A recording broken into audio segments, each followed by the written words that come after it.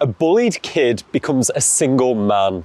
It's a devastating truth, but if you were bullied as a kid, it can have impact that bleeds out through all areas of your adult life, especially dating. And I know this. Growing up, I was bullied really badly just for everything about me, from my appearance to how I spoke to the fact that I was a bit more feminine, and every single element of my life felt like it was under scrutiny. And this devastated me and left me with huge self-esteem issues, which kind of wrecked my dating life. I never felt good enough. I was always needy. And in this video, I'm going to talk to you about one of the major ways that being bullied impacts you in the dating field, and exactly how this is even backed up by science. Because in a recent study, they got women's revealed and stated preferences to what they look for in men. So what did they say they go for in men versus what do they actually pick based on if you follow them and see the mates that they go with? And the bottom, I swear, the absolute bottom of the rankings, below critical and argumentative, below like disorganized and easily upset, there was one thing, and that was conventional. And you might be wondering what this is about, but anyone who has been bullied knows that the things that you stand out for the most become your easiest targets. So this causes people that have grown up never wanting to stand out and always feeling like anything that they'd stand out for would become an instant target. It destroys you in the dating field because you fall down on the major question that you have to answer in dating. Why you? Because women have a ton of options and men come by like buses. So one of the questions guys unfortunately do have to answer is like, well, why you? What's so special? What do you offer?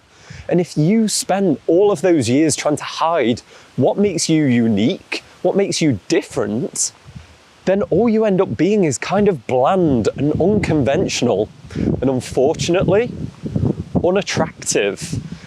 I even saw this with a client that I've been working with recently.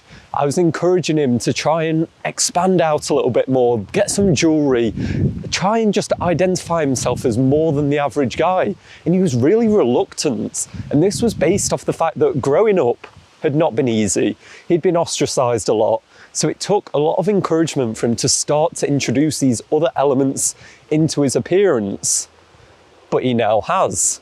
And now he's started to go on dates, and I literally have text messages coming in from him saying he keeps getting compliments on the fact that he's now got some nose rings in and he's starting to wear bracelets. And it's just him regaining that ability to express himself, to be someone who is a bit more unique. And this is the major flaw that anyone that has experienced this significant amount of bullying will face. The thing that makes you special, the thing that makes you unique, that's what a girl will fall for, but simultaneously, it's most likely the thing you hid. So if you're wanting to start to branch out and become a bit more attractive, start to look back at what are these things that I'm hiding from the world? Is it like a massive interest in like anime or whatever it is, just these little elements of your personality, your personal interests you don't want to show the world because the world can be mean, the world can be cruel.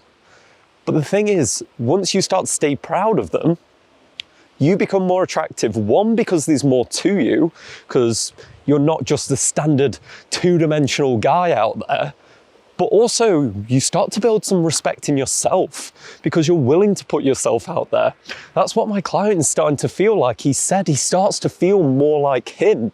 He's more confident in his own shoes as he's going around. And that's what we get. It sounds scary to put more of who you are out there, but truly it's the only way to attract the people that are going to be interested in you. You need to kind of signal out, this is who I am, this is why you should pick me. And if I'm not for you, that is okay. I don't need to be for everyone.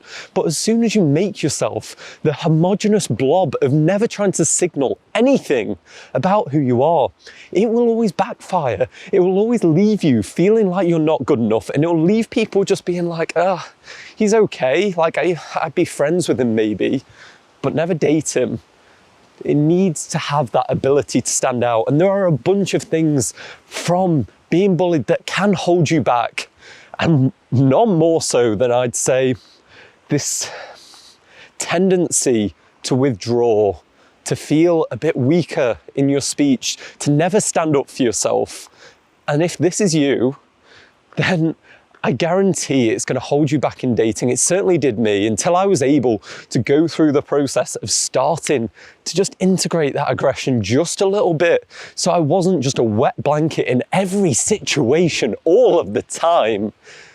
Then I started to get results. I started to be someone with self-respect. And if you want to have that too, you want to have women treat you with respect, then I recommend you check out this video here, where I break down exactly how you can go about integrating a bit of that aggression into your personality, so you're not just a wet blanket and people, they start to treat you with respect.